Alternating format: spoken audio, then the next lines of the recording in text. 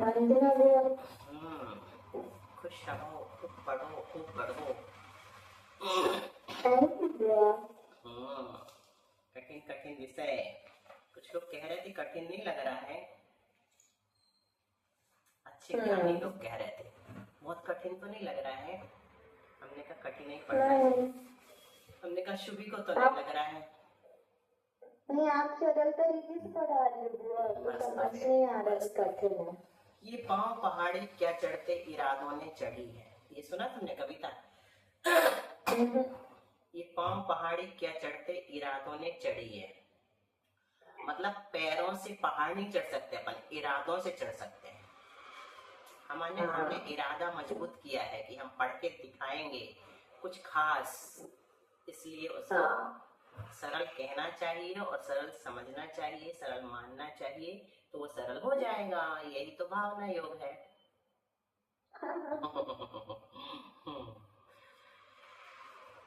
चलो, खुश रहो।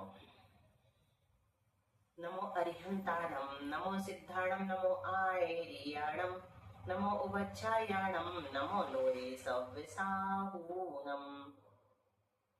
मंगलम भगवान वीरो, मंगलम गौतमो गणे, मंगलम कुंद कुंदाद्यो, जैन धर्मोस्तु मंगलम। सर्वमंगल मांगल्यम, सर्वकल्याणकारकम, प्रधानम सर्वधर्माणां, जैनम जयतु शासनम। मोक्षमार्गस्य नेतारं, वेत्तारं कर्मभूभृतां, यातारं विश्वतत्त्वानां, वंदे तद्गुणलब्धये। संत शिरोमणि आचार्य गुरुश्री विद्यासागर जी महाराज की जय। आचार्य गुरुश्री समय सागर जी महाराज की जय। आचार्य गुरुश्री प्रज्ञा सागर जी महाराज की जय। परम पूज्य गुरुश्री सरल सागर जी महाराज की जय। 3 विक्रम 9 करोड़ मुनि महाराज की जय। संपूर्ण हरिका माता जी की जय। हरिका एक्सपर्ट चिंतन मती माता जी की जय। पूज्यपाद आचार्य स्वामी की जय।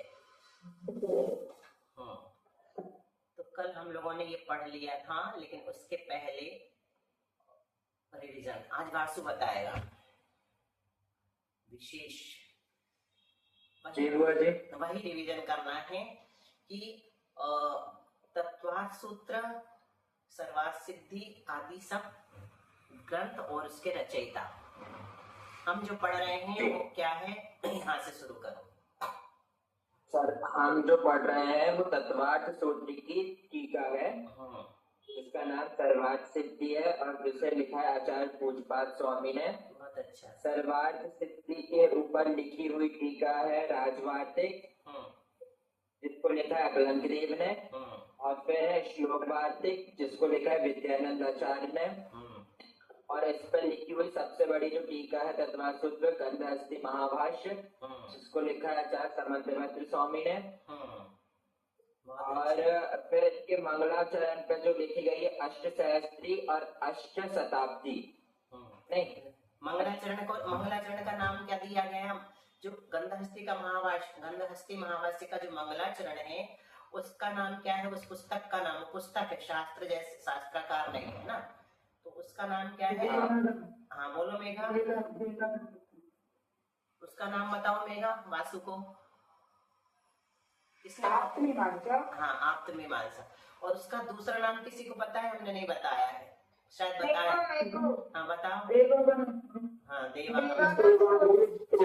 अच्छा, इस बात पे याद आया कि आचार्य पूज्यपाद स्वामी का भी दूसरा नाम है। क्या नाम है, कोई बताएगा? नहीं, हाँ देवनंदी, बिल्कुल सही, देवनंदी, आचार्य देवनंदी। ठीक है, तो ये मंगलाचरण बताया। वासु अब तुम्हें आगे बढ़ना है, तुमको मंगलाचरण पर जो पहली टीका लिखी गई 800 श्लोक प्रमाण, उसका नाम क्या है? अष्टशती और फिर उस पर अष्टसहस्त्री। अष्टशती किसने लिखी? अष्टशती वही आचार्य राजवार्तिक वाले, अकलंक देव और विद्यानंद जी। हाँ, अष्टसहस्त्री के आचार्य विद्यानंद जी। चलो ठीक है, इतना अपना हो गया। आज 5 शास्त्रों के नाम शुभी बताएगी। जो कल वासु ने बोले वो नहीं बोलना। नहीं, उन्हीं को बोलो थोड़ा और सुधार के, सबको याद हो जाएंगे। षटखंडागम ग्रंथ जी, धवला जी, ये सब भी ग्रंथ बोल सकते जैसे सर्वार्थ सिद्धि पढ़ रहे हैं। हाँ, सभी बोल सकते, कोई भी। षटखंडागम जी, धवला जी, आराधना कथा कुछ पढ़ते हैं महाराज जी लोग। भगवती आराधना, सॉरी, भगवती आराधना, बहुत अच्छा। भगवती आराधना और बड़े राजवार्तिक श्लोक वार्तिक तभी वासु ने बोला, पद्म पुराण जी, हरिवंश पुराण जी, प्रतिब्रह्मचर्य। बहुत अच्छा। हाँ। इतने शास्त्र जी को हमारा नमस्कार हो, देव गुरु शास्त्र को हमारा नमस्कार हो। तो देखो, सबसे पहले आचार्य जो हुए हैं, जिनके निमित्त से ग्रंथ लिखे गए, जिनके निमित्त से बोल रहे, जिनने लिखा नहीं बोल रहे, जिनके निमित्त से लिखे गए वो कौन है? मतलब उन्होंने अपने 2 शिष्यों को पढ़ाया, तो उन्होंने भूतवली जी ने पुष्पदंत और धरसेनाचार्य जी ने धरसेनाचार्य, सुनना था हमें, धरसेनाचार्य जी के निमित्त से लिखे गए ये ग्रंथ, क्योंकि उन्होंने उन दोनों को, भूतवली आचार्य को और पुष्पदंत आचार्य को नहीं पढ़ाया होता तो वो लिपिबद्ध नहीं कर पाते। तो धरसेन आचार्य जो है वो निमित्त बने हम सबके कल्याण में, उनके निमित्त से शास्त्र सामने आए। उनके पास 2 पूर्वों के अंश मात्र का ज्ञान था, ज्ञान प्रवाद पूर्व और अग्रण्य पूर्व। 2 पूर्वों के अंश मात्र का ज्ञान था, एक अंश का थोड़ा सा ज्ञान बचा था। श्रुत परंपरा विलुप्त हो रही थी, भगवान महावीर के निर्वाण के 693 वर्ष बाद की बात है ये। श्रुत परंपरा लुप्त होने लगी, मतलब लोगों की विस्मरण शक्ति बढ़ने लगी। तो उनके पास जो थोड़ा सा ज्ञान था, उनको चिंता हुई कि मेरे साथ मेरा ज्ञान भी अगर चला जाएगा तो श्रुत परंपरा समाप्त हो जाएगी, तो क्यों ना किसी को मैं अपना ज्ञान दे दूं। तो उन्होंने उस संक्लेश, इसको भी संक्लेश कहते हैं, विकल्प को, उसको शांत करने के लिए, अपने विकल्प को दूर करने के लिए पत्र भेजा आचार्य अर्हत बलि के पास। वो वेण्या नदी के किनारे क्या कर रहे थे? युग सम्मेलन कर रहे थे। युग सम्मेलन किसे कहते हैं पता है तुम लोगों को? 5 वर्ष में जो सारे आचार्य पूरे देश में जितने आचार्य होते हैं मिलकर प्रतिक्रमण करते, युग प्रतिक्रमण, उसको युग सम्मेलन कहते हैं। युग यानी 5 वर्ष, 5 वर्ष ना, तो 5 वर्षीय प्रतिक्रमण का नाम होता है युग सम्मेलन। वहां उन्होंने पत्र भेजा, समाचार भेजा कि कोई ऐसे 2 सुयोग्य शिष्य भेजिए जो ग्रहण और धारण कर सके। देखो, ग्रहण करना अलग बात है और धारण करना अलग बात है। ग्रहण तो सभी कर लेते, लेकिन उसको दिमाग में सहेज करके रखना धारण कहलाता है ना। समझ में तो आ गया, लेकिन भूल गए तो धारण नहीं कर पाए। तो फिर उन्होंने आचार्य नरवाहन और सुबुद्धि, सदबुद्धि उनका नाम था पहले, भूतवली और ये नाम नहीं था, क्या पुष्पदंत नाम नहीं थे उनके पहले। जब वो संघ में थे तो उनके नाम क्या थे? नरवाहन और सदबुद्धि। तो नरवाहन और सदबुद्धि को भेजा। उनके नाम बदल क्यों गए? जब उन्होंने पूरे ग्रंथ लिख लिए तो देवों ने आकर उनकी बहुत भारी पूजा की, तो उनका नाम भूतबली पड़ गया था, और इनके टेढ़े मेढ़े दांत ठीक कर दिए थे, इसलिए इनका नाम पुष्पदंत पड़ गया था। पूरी कथा बाद में बताएंगे, अभी सिर्फ धरसेन का आभार मानने के लिए, उनके प्रति कृतज्ञता ज्ञापन करने के लिए उनका स्मरण किया है। ठीक है, चलो अब अपन अपने विषय में चलते, बाकी की कथा बाद में बताएंगे। श्रुत पंचमी की कथा है ये। छखंडागम लेहन कहा, एक पुस्तक छपी, छखंडागम लेहन कहा। इसका कोई हिंदी करेगा? छखंडागम लेहन कहा मतलब छखंडागम लेहन कहा एक पुस्तक का नाम है।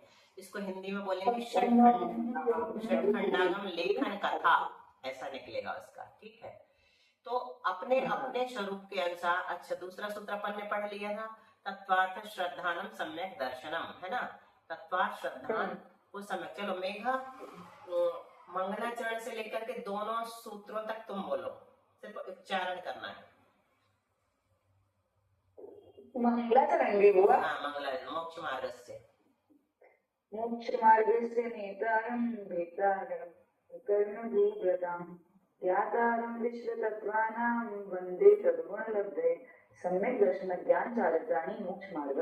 तत्वार्थ वो भी आते हाँ, थे, चलेगा। ऐसे पढ़ते थे, तत्वात् श्रद्धानम सम्यक अब दर्शनम। तीनों का फटाफट सुवित मार्ग बता दो, मंगलाचरित और दोनों सूत्रों का।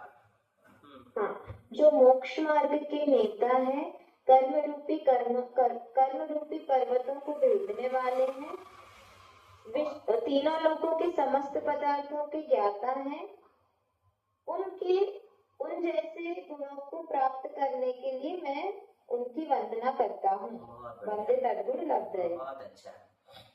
सम्यक दर्शन ज्ञान चारित्राणि मोक्ष मार्ग।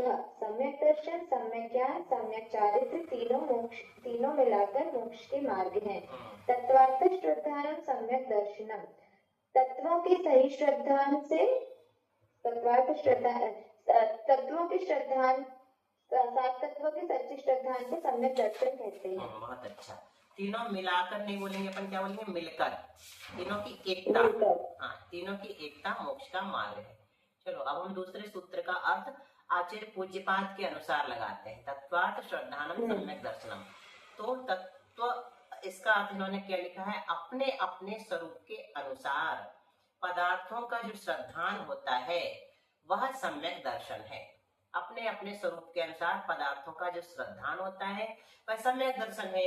तो सूत्र आसानी से किसी को समझ में नहीं आते।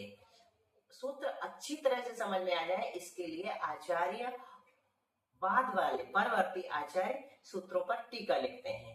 तो इस सूत्र की टीका परवर्ती आचार्यों ने, यानी आचार्य उमा स्वामी के बाद वाले आचार्य ने। आचार्य उमा स्वामी किसके शिष्य थे? आचार्य उमा स्वामी किसके शिष्य थे? हाँ, कुंद आचार्य के शिष्य थे। तो अब इस सूत्र को बहुत अच्छे से समझना है अपने को, थोड़ा कठिन है इसलिए। तत्व शब्द भाव सामान्य का वाचक है। तत्व शब्द भाव सामान्य का वाचक है। क्या कह रहे हैं? तत्व शब्द का अर्थ क्या है? भाव। तत्व यानी क्या होता है? भाव। ठीक है। और क्योंकि तत् यह सर्वनाम पद है और सर्वनाम सामान्य अर्थ में रहता। तत् यानी क्या होता है? वह। और वह क्या है? प्रोनाउन है। सर्वनाम मतलब प्रोनाउन है और सर्वनाम किस में रहता है? सामान्य अर्थ में रहता है। अतः तत् यानी उसका भाव, यानी तत् का भाव तत्व कहलाया। अब इसको समझने के लिए तुमको थोड़ी हमारी स्लेट देखनी पड़ेगी। जी क्या आ गया? तुम लोग को दिख रहा है क्या? स्लेट दिख रही है? हाँ। देखो ये तत् शब्द है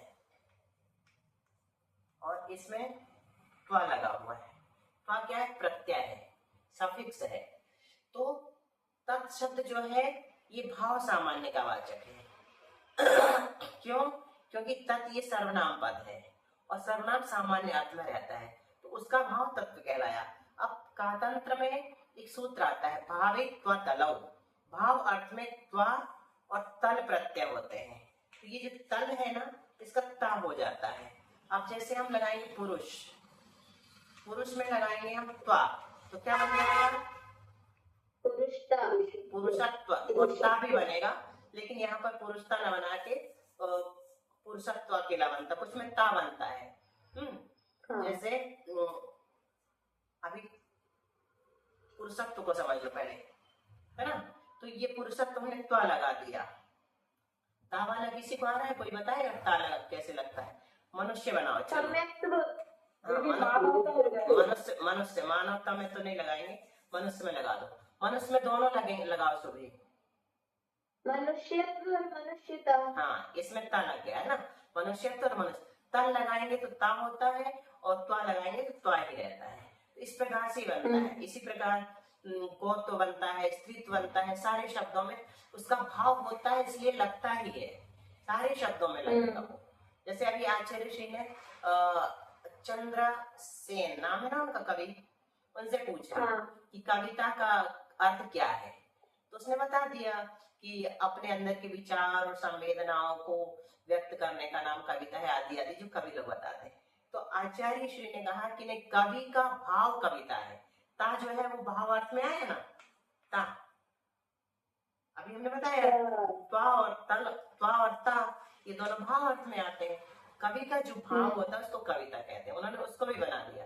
बाकी त्वा जोड़ेंगे तो कवित्व बनेगा। तो ये नई बात उन्होंने बताई सामान्य रूप से देखा जाए तो।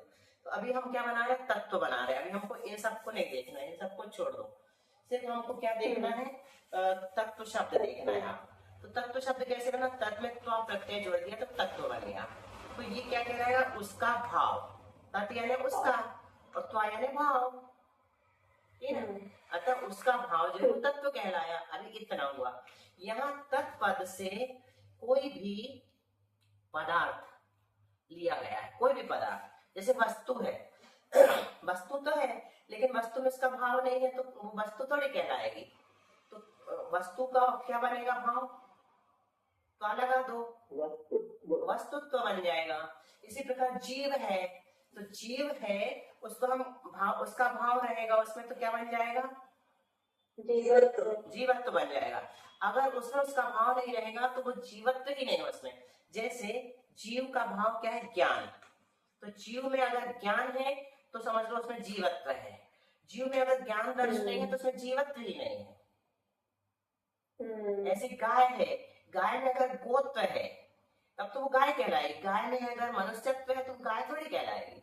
उसका ही भाव उसमें रहना चाहिए।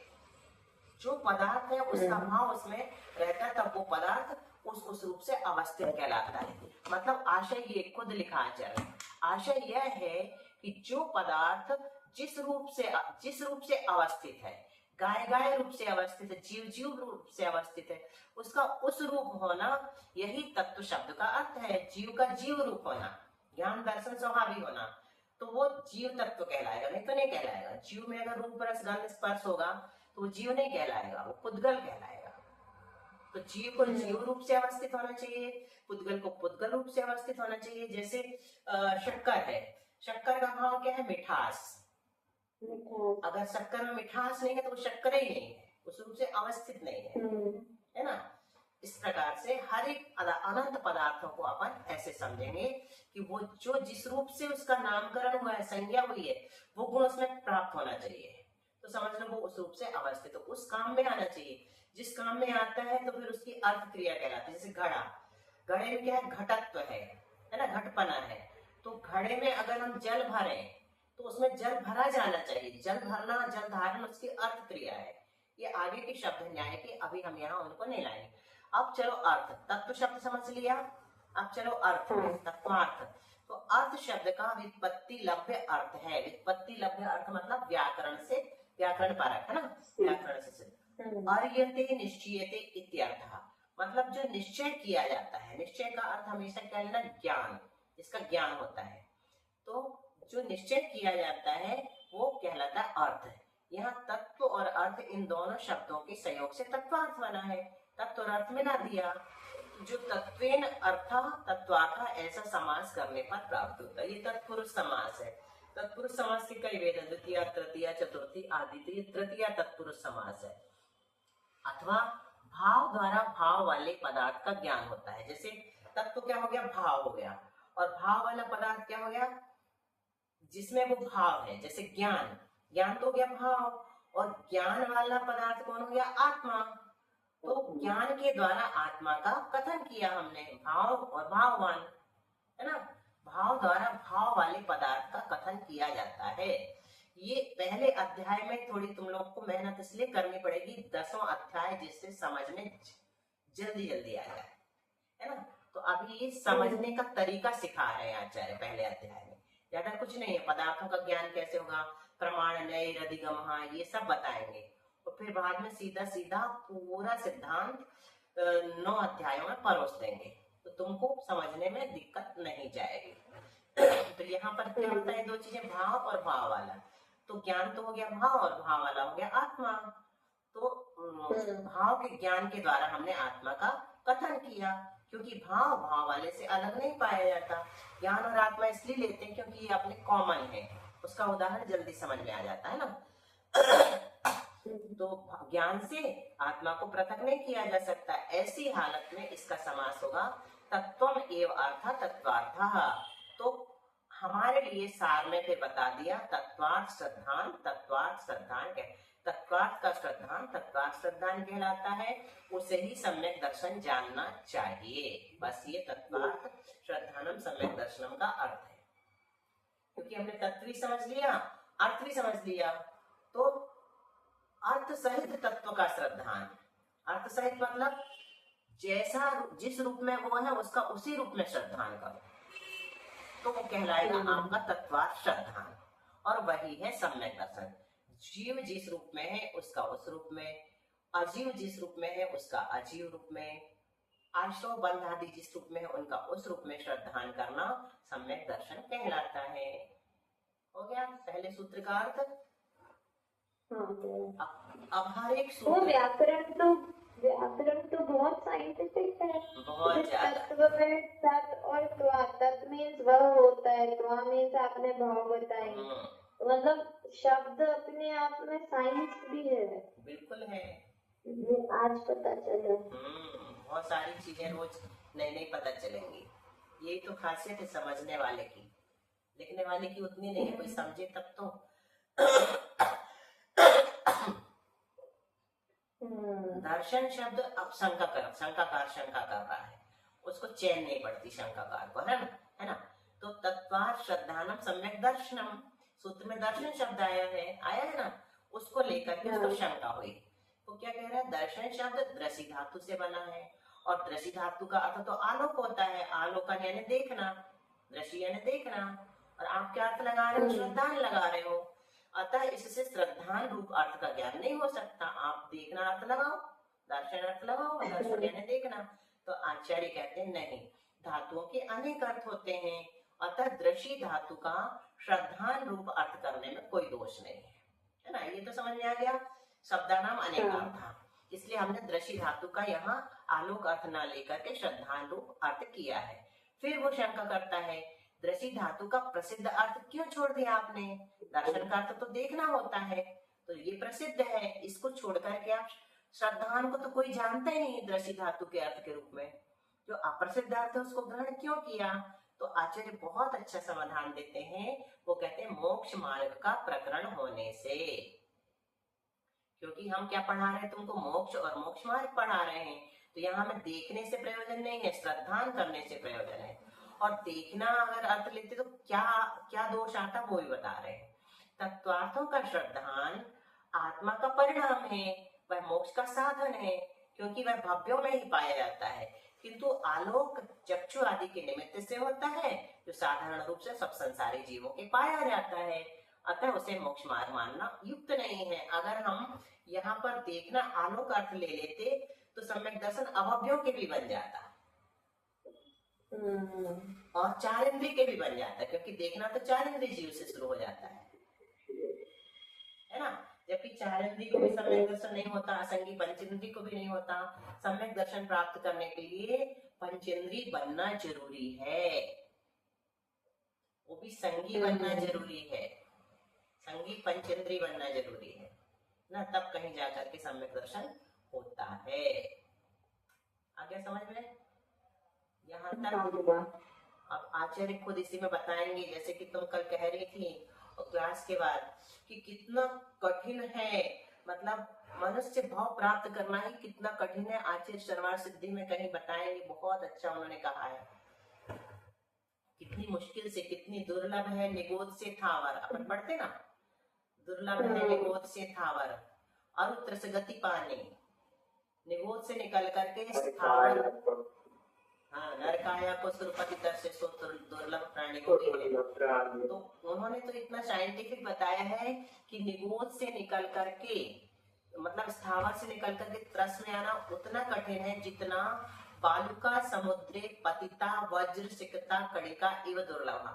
जैसे बालू है समुद्र के सी बीच में, और वहां हमारी हीरे की अंगूठी का नग गिर गया और हम लगे हैं ढूंढने की मिल जाए, उस जब तक ढूंढ रहे हैं सैकड़ों लहरें आके चली जा गई हैं समुद्र के अंदर, तो वो तो कण चला भी गया होगा, अब कब लौट के आएगा और कब हमें मिलेगा, इतना कठिन है स्थावर से निकल करके त्रस बनना। और त्रस से त्रस में भी पंचेंद्रिय बनना कितना कठिन है। तो कहते हैं कि गुणेषु कृतज्ञता एव दुर्लभ, सारे गुण जीव प्राप्त कर सकता है, लेकिन कृतज्ञता गुण बड़ी मुश्किल से मिलता है।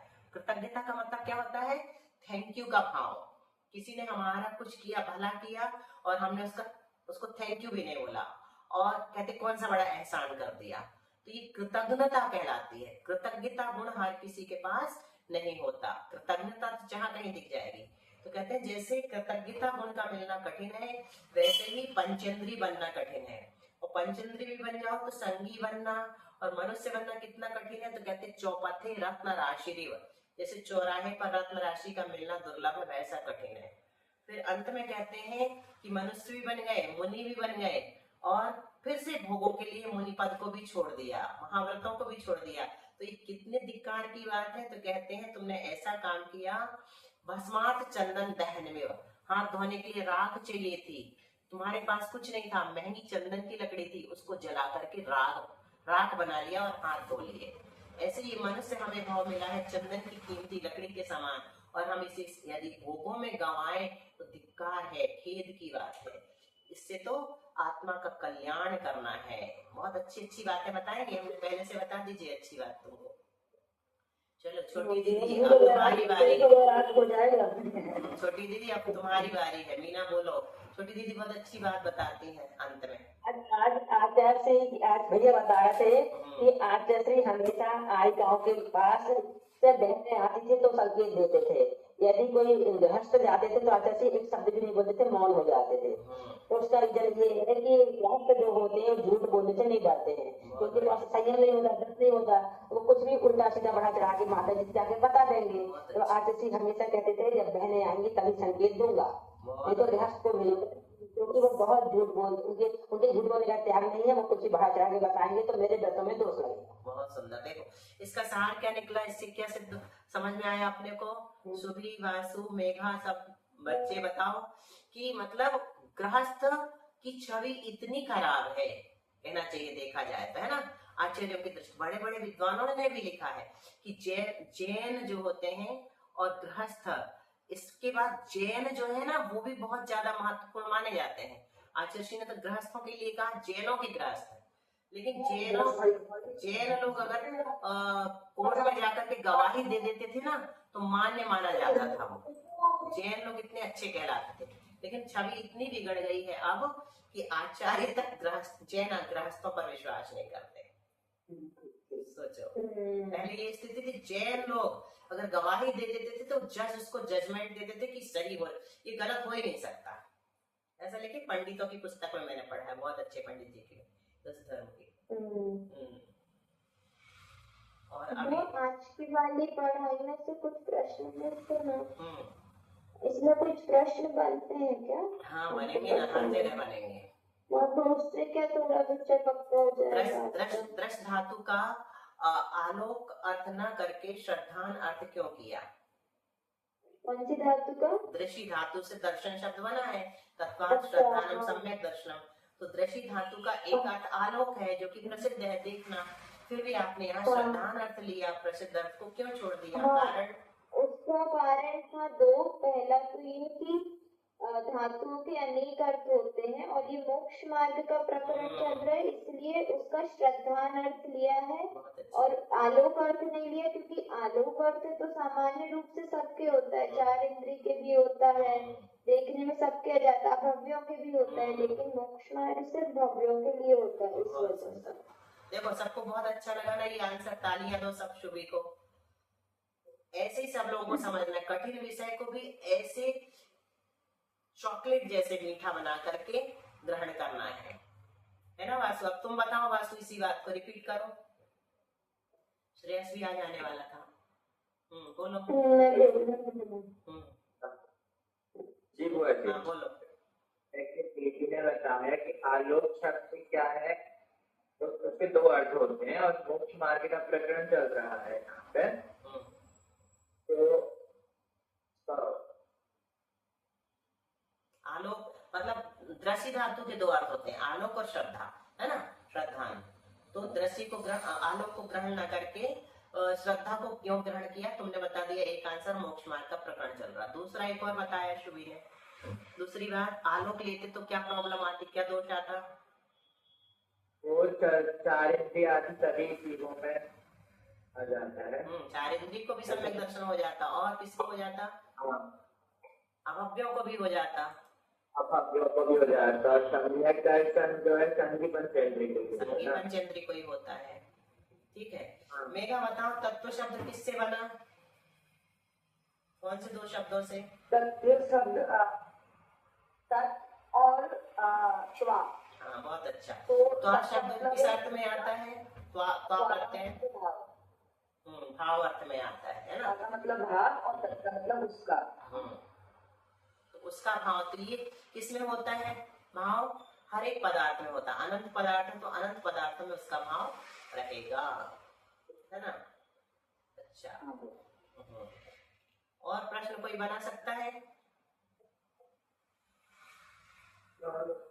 अर्थ शब्द का अर्थ क्या लिया? अर्थ शब्द का अर्थ तत्व का तो बता दिया। अर्थ मतलब व्युत्पत्ति निश्चित है, जो निश्चय है। हाँ, जिसका निश्चय किया जाता है। निश्चय का अर्थ क्या लेते हैं? ज्ञान। ज्ञान। बहुत अच्छा। बस एक शब्द में आंसर भले ही हो लेकिन बिल्कुल सही हो, एक्यूरेट हो। तो अर्थ शब्द का अर्थ निश्चयते लिया। आर्यते निश्चयते इति अर्थ। और निश्चयते का अर्थ होता है निश्चय किया जाना, यानी ज्ञान होना। जो वस्तु भाव से जो पदार्थ है उसका ज्ञान होना। और भाव और भाववान में से क्या लिया? भाव यानी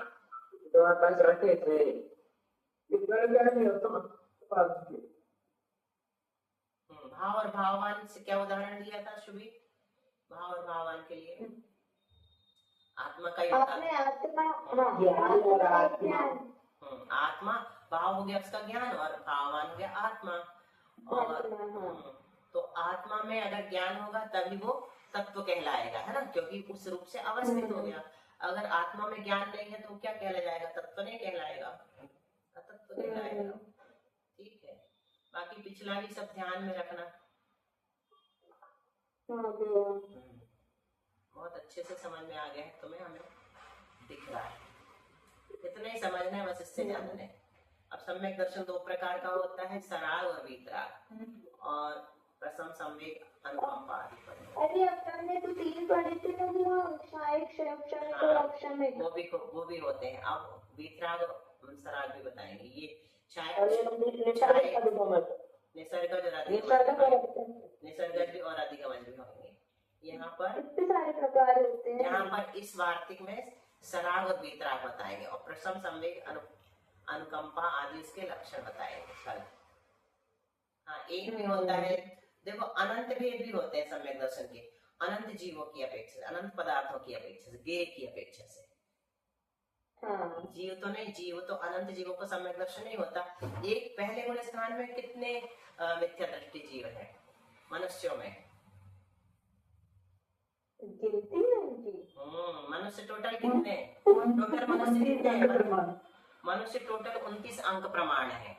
तो 29 अंक प्रमाण में कुछ कम मनुष्य जो है वो मिथ्या दृष्टि है। कुछ कम क्यों कहा? मतलब थोड़े से सम्यक दृष्टि है, बाकी सारे मिथ्या दृष्टि है। दूसरे गुण स्थानवर्ती जीव कितने हैं पता है? अच्छा, गुण स्थान पता तुम लोग को कितने होते हैं? 14 के नाम पता है? 4 पता है, मिथ्यात्व, सासादन, मिश्र। यही होते क्या? हाँ, यही होते, मिथ्यात्व, सासादन और फिर मिश्र है। सासादन मिश्र नहीं। दूसरे का नाम सासादन हो गया, तीसरे का नाम मिश्र और चौथे का नाम असंयत सम्यक दृष्टि। तो 4 गुण स्थान के नाम याद करके आना कल। पहला मिथ्या दृष्टि गुण स्थान या मिथ्यात्व गुण स्थान, दूसरा सासदन सम्यक दृष्टि, तीसरा सम्यक मिथ्या दृष्टि कहते हैं या मिश्र कहते हैं, सम्यक मिथ्या दृष्टि, और चौथा असंयत सम्यक दृष्टि। रिपीट कर दो जरा शुभी एक बार।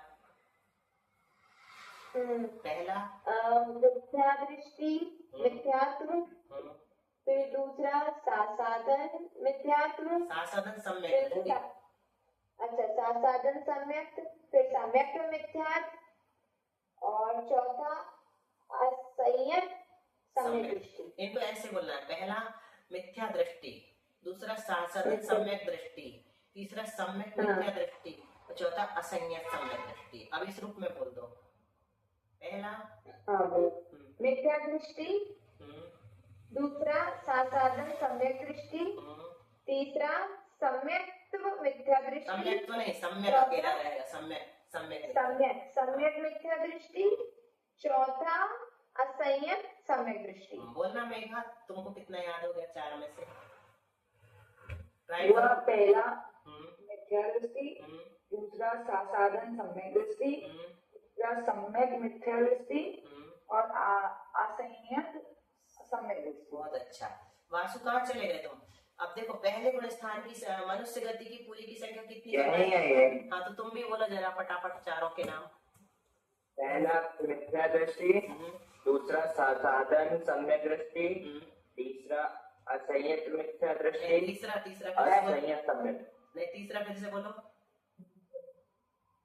तीसरा सम्यक मिथ्या दृष्टि या मिश्र कह दो। सम्यक मिथ्या दृष्टि और फिर चौथा असंयत सम्यक दृष्टि।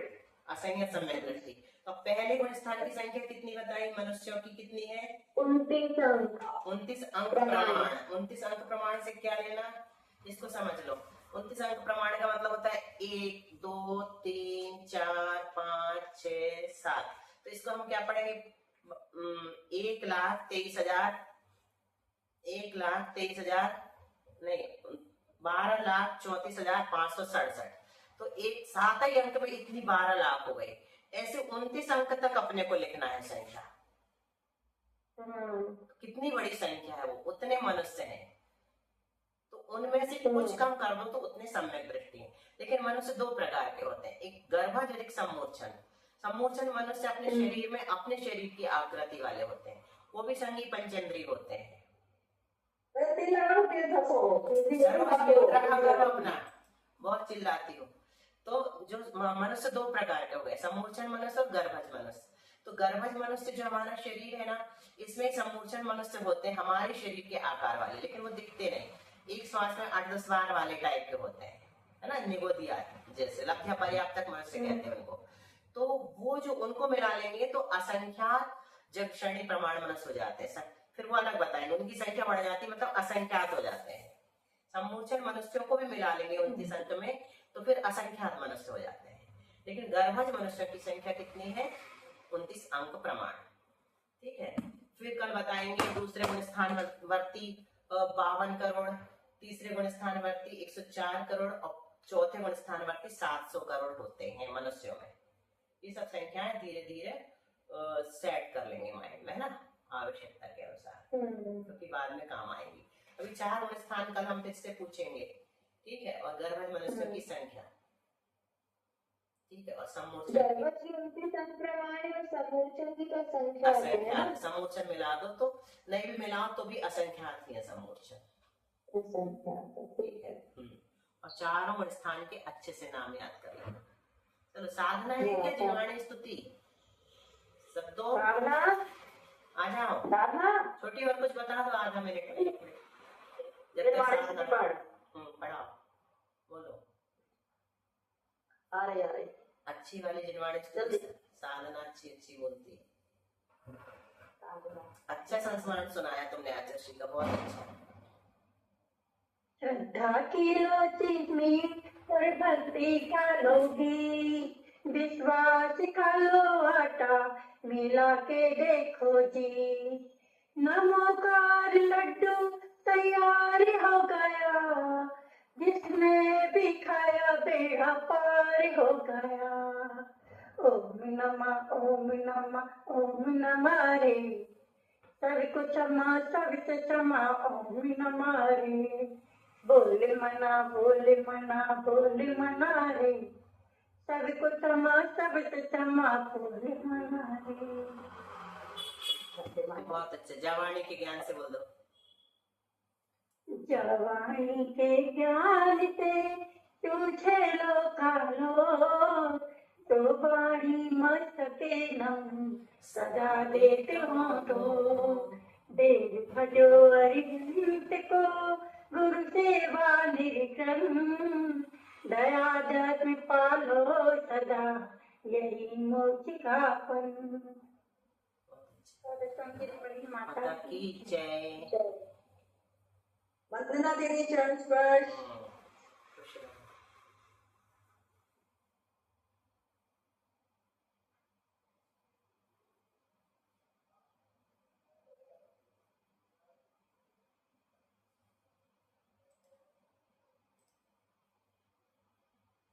द्वादशांग जिनवाणी माता की जय।